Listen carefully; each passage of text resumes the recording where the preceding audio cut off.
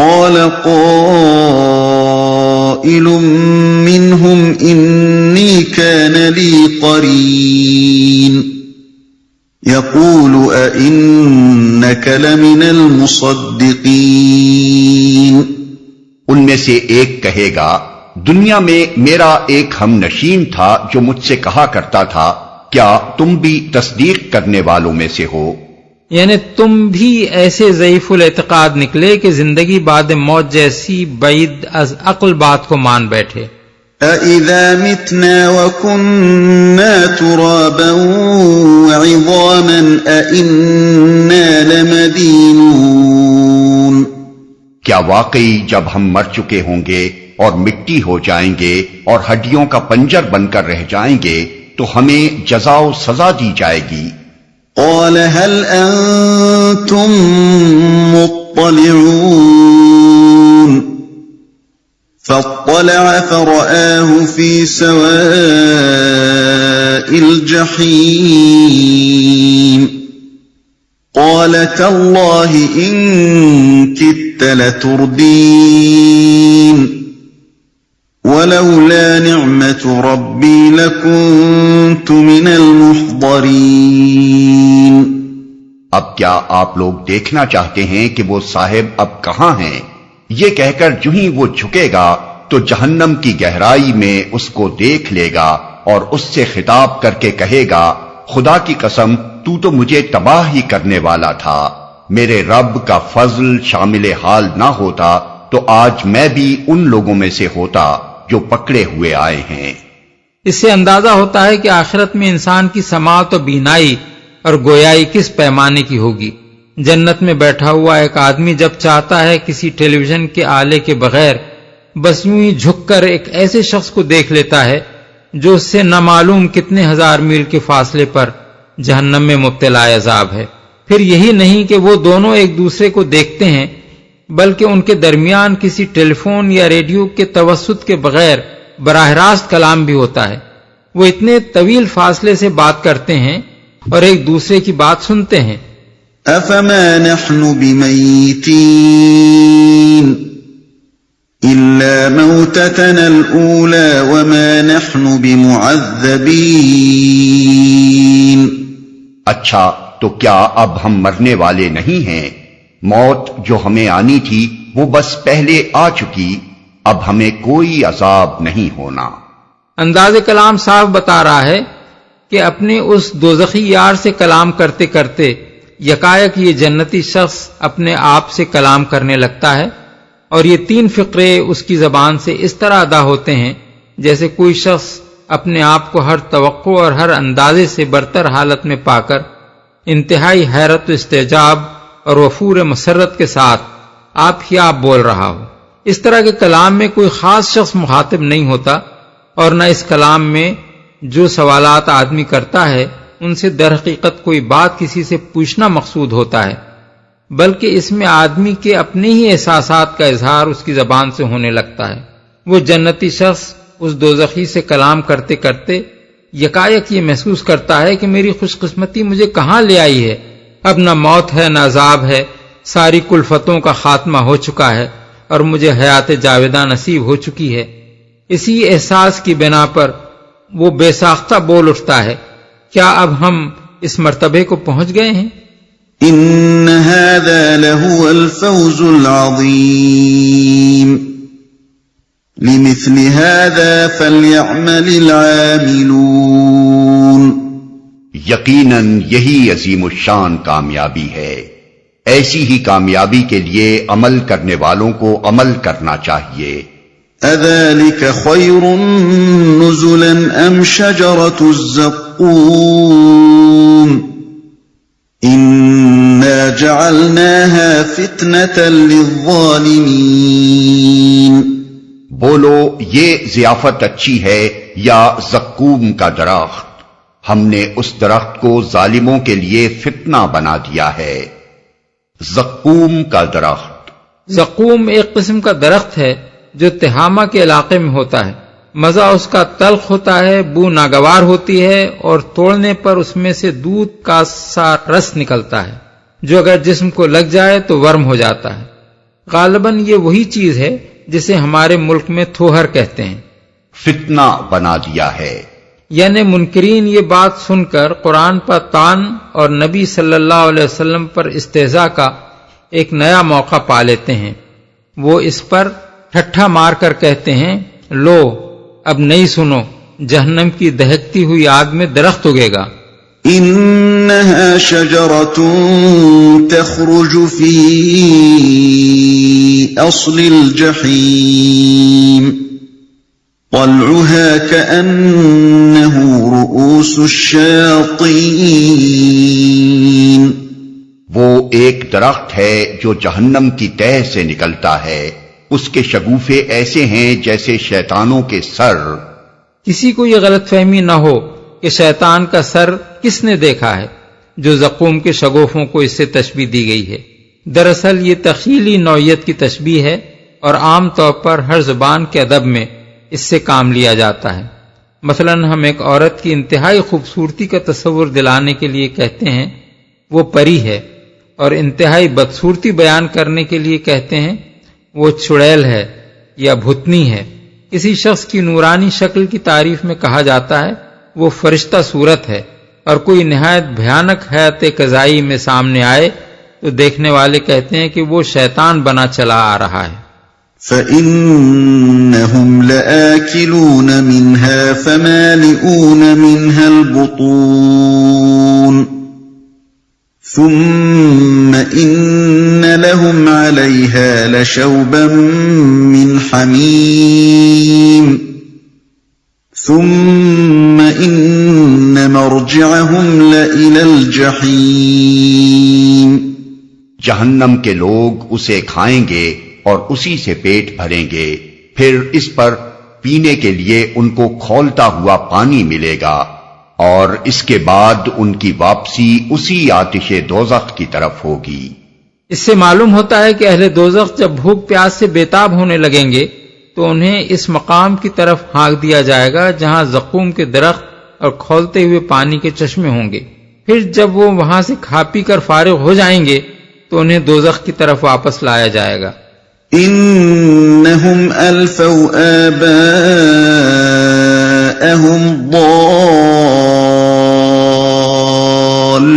ضالين فهم على آثارهم يهرعون وَلَقَدْ ضَلَّ قَبْلَهُمْ أَكْثَرُ الْأَوَّلِينَ وَلَقَدْ أَرْسَلْنَا فِيهِمْ مُنذِرِينَ. یہ وہ لوگ ہیں جنہوں نے اپنے باپ دادا کو گمراہ پایا اور انہی کے نقش قدم پر دوڑ چلے، حالانکہ ان سے پہلے بہت سے لوگ گمراہ ہو چکے تھے اور ان میں ہم نے تنبیہ کرنے والے رسول بھیجے تھے. نقش قدم پر دوڑ چلے، یعنی انہوں نے خود اپنی عقل سے کام لے کر کبھی نہ سوچا کہ باپ دادا سے جو طریقہ چلا آ رہا ہے وہ درست بھی ہے یا نہیں، بس آنکھیں بند کر کے اسی ڈگر پر ہو لیے جس پر دوسروں کو چلتے دیکھا. فانظر كيف كان عاقبة المنذرين إلا عباد الله المخلصين. اب دیکھ لو کہ ان تنبیہ کیے جانے والوں کا کیا انجام ہوا. اس بد انجامی سے بس اللہ کے وہی بندے بچے ہیں جنہیں اس نے اپنے لیے خالص کر لیا ہے. وَلَقَدْ نَادَانَا نُوحٌ فَلَنِعْمَ الْمُجِيبُونَ وَنَجَّيْنَاهُ وَأَهْلَهُ مِنَ الْكَرْبِ الْعَظِيمِ وَجَعَلْنَا ذُرِّيَّتَهُ هُمُ الْبَاقِينَ وَتَرَكْنَا عَلَيْهِ فِي الْآخِرِينَ. ہم کو اس سے پہلے نوح نے پکارا تھا تو دیکھو کہ ہم کیسے اچھے جواب دینے والے تھے. ہم نے اس کو اور اس کے گھر والوں کو کرب عظیم سے بچا لیا اور اسی کی نسل کو باقی رکھا اور بعد کی نسلوں میں اس کی تعریف و توصیف چھوڑ دی. ہم کو اس مضمون کا تعلق پچھلے رکوع کے آخری فقروں سے ہے. ان پر غور کرنے سے سمجھ میں آ جاتا ہے کہ یہ قصے یہاں کس غرض سے سنائے جا رہے ہیں؟ نوح نے پکارا تھا۔ اس سے مراد وہ فریاد ہے جو حضرت نوح علیہ السلام نے مدت ہائے دراز تک اپنی قوم کو دعوت دین حق دینے کے بعد آخر کار مایوس ہو کر اللہ تعالی سے کی تھی۔ اس فریاد کے الفاظ سورہ قمر میں اس طرح آئے ہیں، فدعا ربہ انی مغلوب فانتصر، اس نے اپنے رب کو پکارا کہ میں مغلوب ہو گیا ہوں، اب تو میری مدد کو پہنچ۔ آیت 10۔ کرب عظیم سے بچا لیا، یعنی اس شدید اذیت سے جو ایک بدکردار اور ظالم قوم کی مسلسل مخالفت سے ان کو پہنچ رہی تھی۔ اس میں ایک لطیف اشارہ اس امر کی طرف بھی ہے کہ جس طرح نوح علیہ السلام اور ان کے ساتھیوں کو اس کرب عظیم سے بچایا گیا، اسی طرح آخر کار ہم محمد صلی اللہ علیہ وسلم اور آپ کے ساتھیوں کو بھی اس کرب عظیم سے بچا لیں گے جس میں اہل مکہ نے ان کو مبتلا کر رکھا ہے۔ اسی کی نسل کو باقی رکھا۔ اس کے دو معنی ہو سکتے ہیں، ایک یہ کہ جو لوگ حضرت نوح کی مخالفت کر رہے تھے ان کی نسل دنیا سے ناپید کر دی گئی اور حضرت نوح ہی کی نسل باقی رکھی گئی۔ دوسرے یہ کہ تمام نسل انسانی ختم کر دی گئی اور آگے صرف حضرت نوح علیہ السلام ہی کی اولاد سے دنیا آباد کی گئی۔ عام طور پر مفسرین نے اسی دوسرے معنی کو اختیار کیا ہے، مگر قرآن مجید کے الفاظ اس معنی میں صریح نہیں ہیں اور حقیقت اللہ کے سوا کوئی نہیں جانتا۔ سلام علی نوح فی العالمین انا کذالک نجزی المحسنین انہ من عبادنا المؤمنین ثم اغرقنا الآخرین۔ سلام ہے نوح پر تمام دنیا والوں میں، ہم نیکی کرنے والوں کو ایسی ہی جزا دیا کرتے ہیں۔ در حقیقت وہ ہمارے مومن بندوں میں سے تھا، پھر دوسرے گروہ کو ہم نے غرق کر دیا۔ سلام ہے نوح پر تمام دنیا والوں میں، یعنی آج دنیا میں حضرت نوح کی برائی کرنے والا کوئی نہیں ہے۔ طوفان نوح کے بعد سے آج تک ہزارہ برس سے دنیا ان کا ذکر خیر ہی کر رہی ہے۔ وَإِنَّ مِن شِيعَتِهِ لَإِبْرَاهِيمَ إِذْ جَاءَ رَبَّهُ بِقَلْبٍ سَلِيمٍ، اور نوح ہی کے طریقے پر چلنے والا ابراہیم تھا جب وہ اپنے رب کے حضور قلب سلیم لے کر آیا۔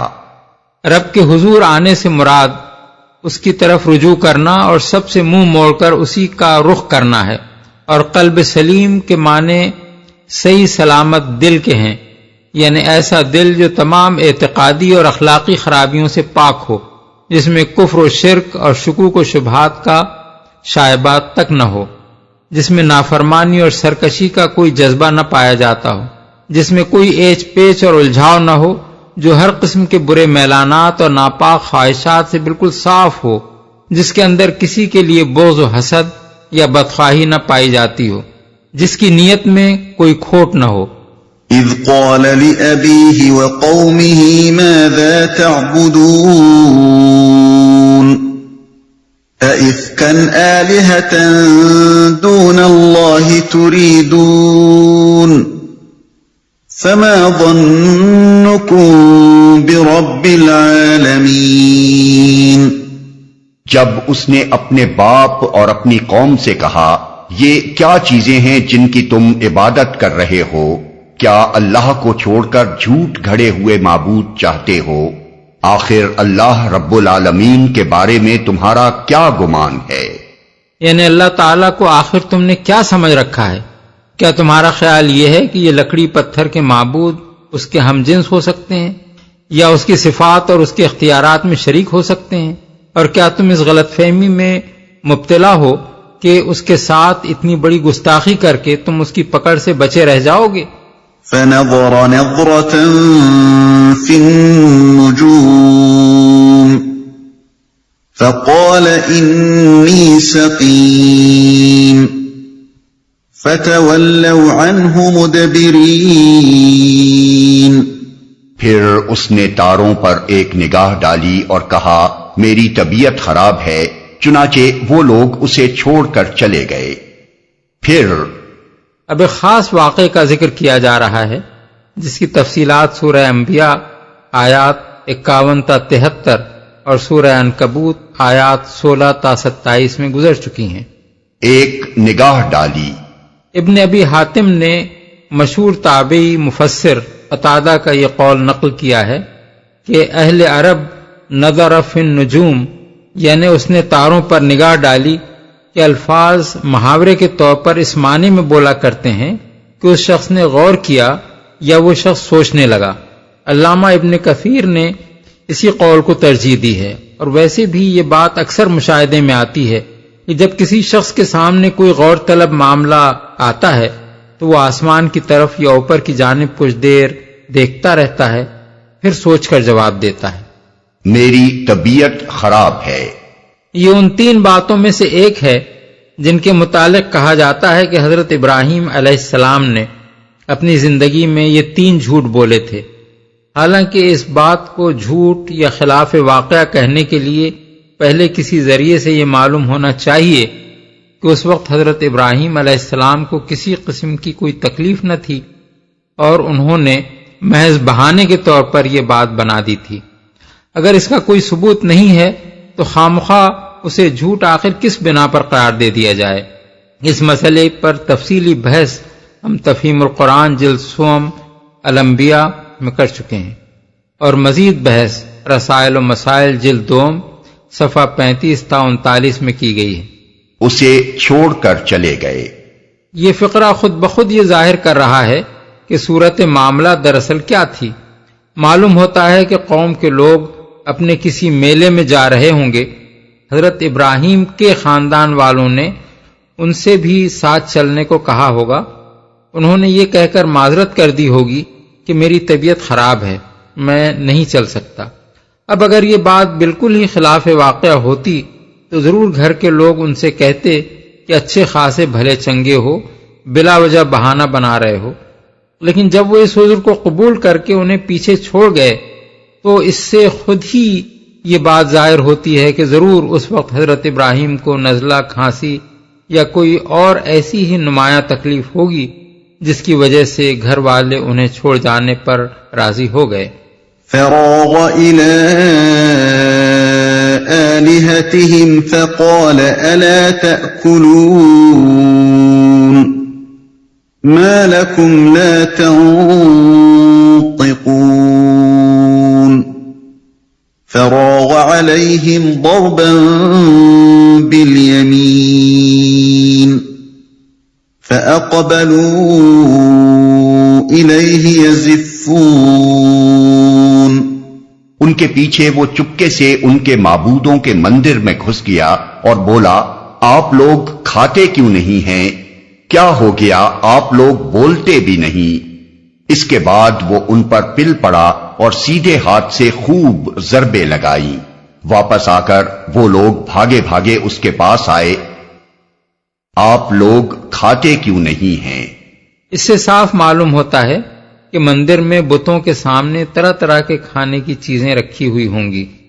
بھاگے بھاگے اس کے پاس آئے۔ یہاں قصہ مختصر کر کے بیان کیا گیا ہے۔ سورہ انبیاء میں اس کی جو تفصیل دی گئی ہے وہ یہ ہے کہ جب انہوں نے آ کر اپنے مندر میں دیکھا کہ سارے بت ٹوٹے پڑے ہیں تو پوچھ گچھ شروع کی۔ کچھ لوگوں نے بتایا کہ ابراہیم نامی ایک نوجوان بت پرستی کے خلاف ایسی ایسی باتیں کرتا رہا ہے۔ اس پر مجمع نے کہا کہ پکڑ لاؤ اسے۔